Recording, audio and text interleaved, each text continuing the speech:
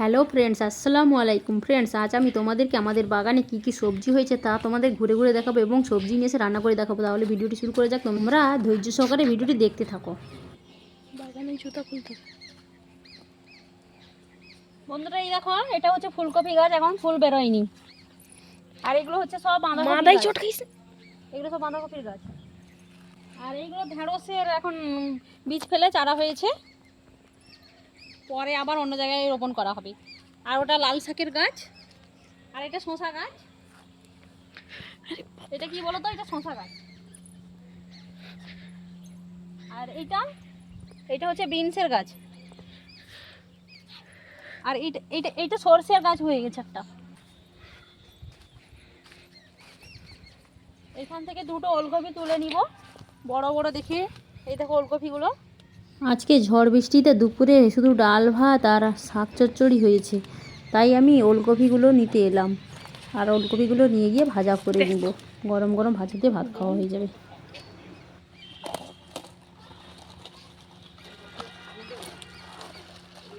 এই দেখো ওলকপিগুলো। আর এই দেখো, এইদিকে টমেটো গাছ হয়েছে। আর এটা আলু, মাদা আছে। এটা আলু গাছ। বেগুন গাছ ওদিকে দেখি দাও। এই দেখো বেগুন গাছ। বেগুনগুলাই দেখো, মাশাআল্লাহ এরকম বেগুন হয়েছে, বড় বড় বেগুন হয়েছে। এই দেখো,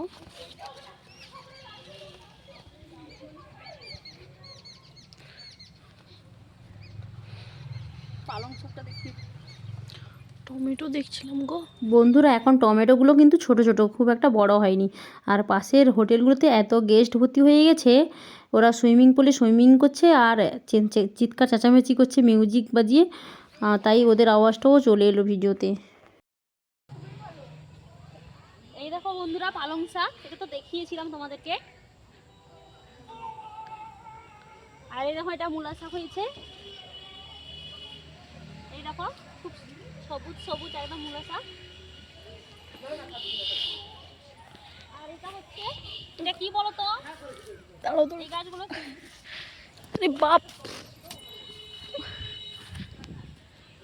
এই গাছগুলো কি গাছ বলো কি, কে বলতে পারবে? এটা হচ্ছে গাজরের গাছ। তারপরে এই দেখো, এটা কুমড়া গাছ। এটা হচ্ছে উচ্ছা গাছ, মানে করলা গাছ। বাগানের ভিতর গাছ দেখে দেখে হাঁটতে হচ্ছে, তো তাই হাঁপিয়ে গেছি। এখন আমি পাতাগুলো ভেঙে পরিষ্কার করে নিচ্ছি। সারা রাত ধরে টিপিং টিপিং বৃষ্টি হচ্ছিল বন্ধুরা, এখনও পর্যন্ত হচ্ছে, তাই ওলকপির পাতাগুলো এবার ভেঙে নিচ্ছি। গরুটা খাইনি, গলে পড়ে আছে, পাতাগুলো নিয়ে নিব গরুর জন্য। এই দুটো, একটা কিছু নিয়ে এলে ভেঙে দেওয়া হতো চেরটা। চেরকেও হাত দিয়ে ভাঙা যায়। আমার এত শক্তি নেই ভাঙার মতো। তো বন্ধুরা, ফাইনালি আমি ওলকপিগুলোকে নিয়ে চলে এলাম রান্নাঘরে। এখন ওলকপিগুলোকে ছাড়িয়ে নিচ্ছি, দিয়ে একটু মোটা মোটা করে কুচি কুচি করে নিব, মানে বেশি মোটাও নয় বেশি পাতলাও নয়। ওলকপি হচ্ছে একটা মিষ্টি জাতীয় সবজি, আর নরম ওলকপি তো সিদ্ধ হতেও বেশি একটা সময় লাগবে না। তাই আমি ওলকপিটাকে একদম পাতলা পাতলা করে না কুচিয়ে একটু মোটা মোটা করে কুচিয়েছি, কারণ ওলকপি খুব তাড়াতাড়ি সিদ্ধ হয়ে যায়, আর বেশি সিদ্ধ হলে একটু তিতা তিতা খেতে লাগে। তাই আমি বেশি সিদ্ধ করব না, একটু মিষ্টি মিষ্টি ভাব থাকবে, মানে ওলকপিটা যখন ভাজা হবে খাবো যখন, তখন একটু মিষ্টি মিষ্টি রস বেরোবে একদম। তো ওই অবস্থা পর্যন্ত ওই রকম করেই আমি ওলকপিগুলো কাটলাম। কয়েকদিন ধরে ভাইয়ের বউ অত জানে না, ওলকপি ভাজাগুলো করছিল, একটু তিতা তিতা ভাব হয়ে গেছে, মানে একটু পোড়া পোড়া করে দিয়েছে। তো আজকে আমার মন পছন্দের মতো ওলকপি ভাজা খেতে ইচ্ছা হলো। আমি যেরকম ওলকপি ভাজা করি, আর আমার নানা এই ওলকপি ভাজা খেয়ে অনেক প্রশংসা করতেন। বন্ধুরা, আমার নানা নানিকে বলতেন, তুই শিখ আমার নাতনির কাছ থেকে ওলকপি ভাজা করা শিখ। আর আমি গেলে বলতেন, তোর নানিকে শিখিয়ে দিতে ওলকপি ভাজা কেমন করতে হয়। কোথায় হারিয়ে গেছে সেই দিনগুলো বন্ধুরা, আর কখনো ফিরে আসবে না সেই দিনগুলো, আর আমার নানাও আর এই দিনে ফিরে আসবে না। উনিও মাটির নিচে, মাটির দেহ মাটি হয়ে গেছে, মাটি হয়ে গেছে ওনার বিছানা। আমাদের প্রত্যেককেই এক না একদিন এই দুনিয়া ছেড়ে ওই মাটির নিচেই চলে যেতে হবে। এই যে আমি কথা বলছি, কালকে হয়তো নাও কথা বলতে পারি, নাও দুনিয়ায় থাকতে পারি। যাই হোক বন্ধুরা, তোমরা দেখলে কিভাবে আমি ওলকপিটা ভাজা করলাম।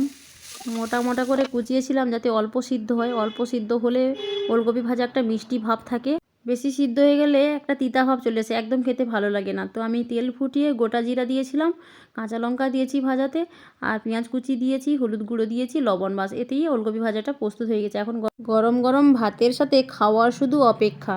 ভিডিওটি ধৈর্য সহকারে দেখার জন্য অসংখ্য ধন্যবাদ। আল্লাহ হাফেজ।